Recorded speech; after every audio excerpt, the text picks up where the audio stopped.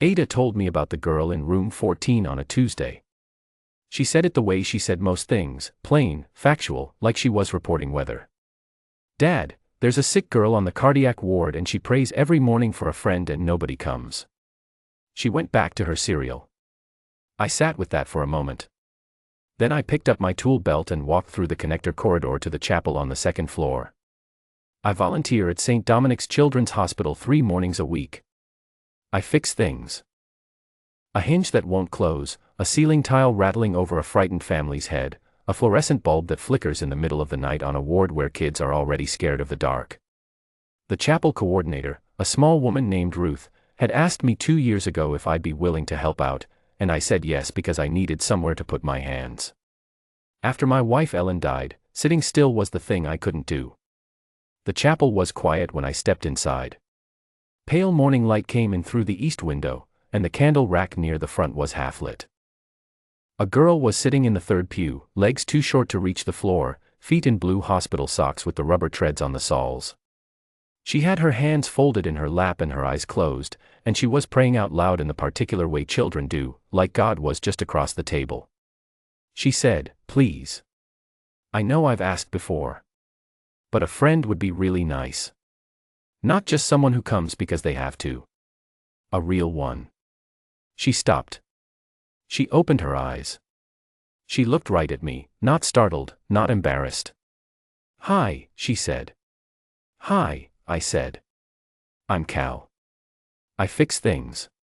She considered this. "My 4-pole makes a noise," she said. "Like a wheel that's not right." "I can look at it," I said. Her name was Lily. She was 8 years old. She had a congenital heart condition and had been in room 14 for 11 days. Her mother, she told me, had to go to work sometimes, even though she didn't want to. The nurses were kind but they were busy. She'd had a best friend at school named Priya, but Priya had moved to Columbus in February, and they talked on the phone but it wasn't the same as having someone sit beside you. I fixed the wheel on the 4-pole.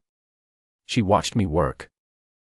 It wasn't a complicated repair, a worn bushing that had worked itself loose, but I took my time with it, because she was watching and children can tell when a man is doing a thing carefully or just doing it fast to be done. When I finished I spun the wheel once and it ran quiet. "Better," I said. "Much better," she said, with a gravity that made it clear she'd been putting up with the noise for days. After a while she said, "You're calm." "Occupational habit," I said. She thought about that. "Were you always like this or did you get practiced at it?" I looked up at her. 8 years old and already asking the right questions. "Got practiced at it," I said. I went back the next morning. And the one after.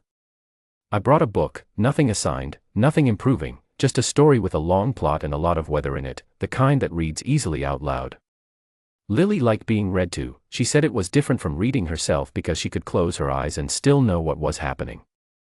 So I read and she closed her eyes, and sometimes she fell asleep and sometimes she didn't, and either way I kept reading until my coffee went cold. I brought Ada on Saturday. My daughter was 9, and she had the social instincts I never had. Inside 4 minutes she and Lily were deep into an argument about whether sharks or deep-sea fish were more frightening, an argument that had no resolution and was better for it. I sat in the chair by the window and let them run. That was the first day I heard Lily really laugh, not the polite smile she'd been giving the nurses, but an actual unguarded laugh, the kind that tips a kid sideways. Ada looked at me over Lily's head with an expression that said, "See, I told you," which was not something Ada had said but which her face said clearly. I noticed Lily's mother across those first 2 weeks the way you notice weather coming in, peripherally, and with respect. Claire Voss was a woman built for forward motion. She came in the morning in pressed clothes, kissed Lily's forehead, spoke with the attending, wrote things in a small leather notebook.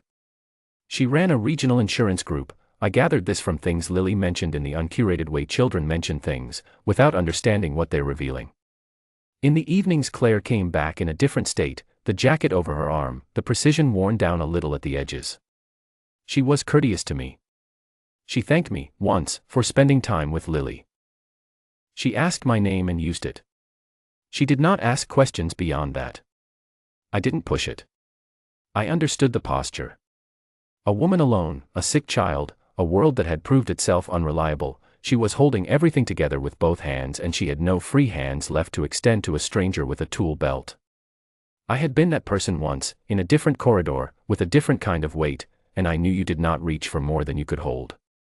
What I did not tell her, what I had not told anyone at St. Dominic's, was that I had spent 12 years on the pediatric cardiac ward at Millhaven General. NICU first, then cardiac, then a stretch running the overnight rotation in pediatric intensive care. I had held more small hands in crisis than I could count. I knew what a compromised heart looked like at rest and under stress. I knew what the monitors meant and what they didn't mean and what the silences between numbers were saying when the numbers themselves looked calm. I had left when Ellen got sick. She needed full-time care and then she was gone, and by then Ada was 6 and needed a father more than any ward needed a nurse. I did not go back. Some days I thought about it. But Ada was growing fast and the mortgage was manageable and my hands knew how to fix things, and for a while that was enough. I watched Lily through the eyes of a man who'd learned not to make it obvious.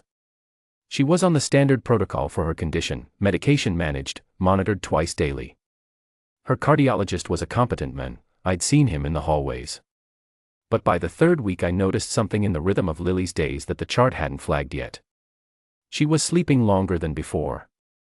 Her appetite, already modest, had pulled back further. In the mornings when I read to her, she would sometimes close her eyes not from rest but from a low-grade exhaustion that sat under the surface like a stone. The kind a child tries to hide because she doesn't want her mother's face to do what her mother's face does when she's worried. I had no standing. No white coat, no credentials on the wall of this hospital. I was the man who fixed the 4-pole. But I knew what I was seeing, and I knew what it could become if it was left alone another week.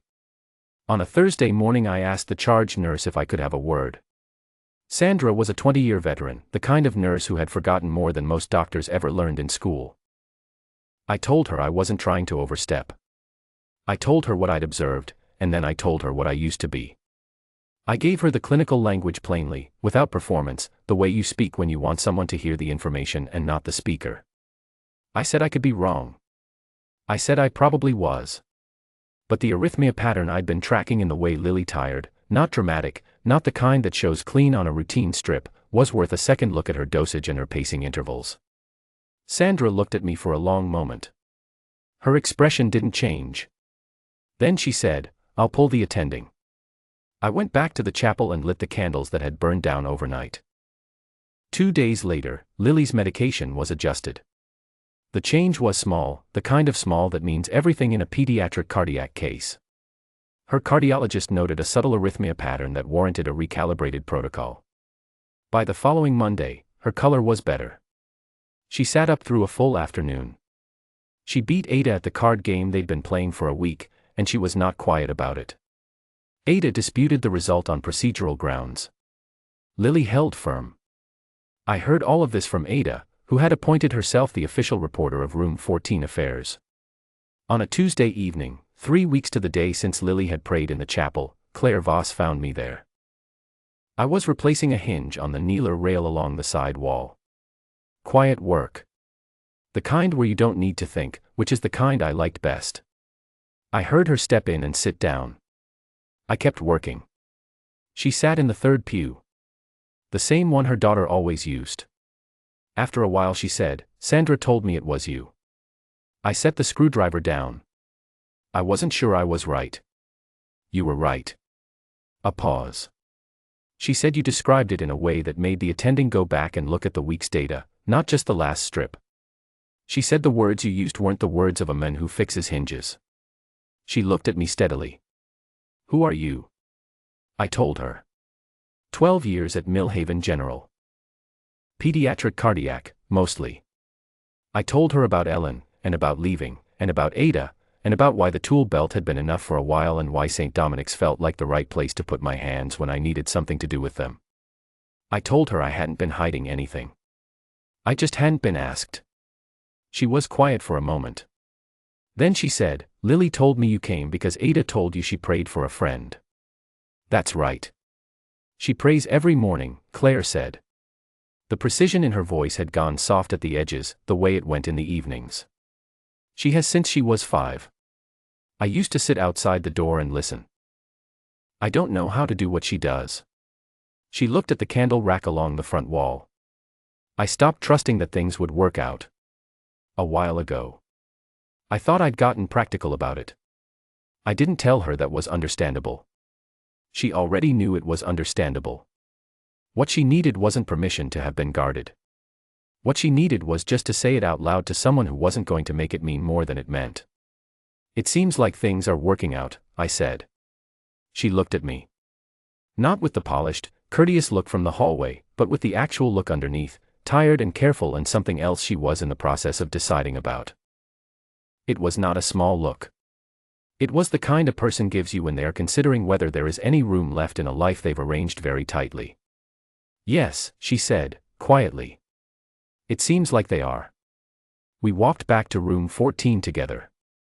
Ada was cross-legged on the foot of Lily's bed, explaining her theory of deep-sea fish with the focused intensity she brought to everything she considered important. Lily was sitting up against the pillows with her arms folded and a skeptical expression, which meant she was fully engaged. The monitor beside the bed showed clean, steady numbers. Lily looked up when we came in. She looked at her mother, then at me, then back at Ada mid-sentence, and something in her face settled, the way a room settles when the last chair is pulled up to the table. I told you, Lily said. Not to her mother, not to me. Just out loud, to the room, the way she prayed, like she was reporting to someone just across the table. I told you. I reached over and straightened the repaired wheel on the 4-pole. Quiet, no ceremony. Just a thing that had been fixed and was staying fixed. Claire's hand found mine in the corridor when we stepped out to let the girls finish their argument. She didn't say anything. Neither did I. We stood there in the hospital light, the soft mechanical sounds of the ward all around us, while inside the room our daughters put the world in order with the specific confidence of children who haven't yet learned to doubt it. That was where it started. Not with a reversal, not with anyone humbled or silenced. Just a girl who prayed plain and out loud, and a man who happened to walk in, and a broken thing, not the 4-pole, not the heart, but the other kind, that got a little less broken on a Tuesday morning in a chapel with half the candles lit. Ada still reports the weather. She told me last week that Lily is coming home Thursday and that they've already planned what they're doing Saturday, and I'm not to make other plans. I told her I wouldn't. I didn't tell her I hadn't been planning anything that didn't involve those two in the same room. Some answers come quietly. They don't announce themselves. You just walk in to fix a wheel on a pole and you stay, because the right things have a way of asking you to.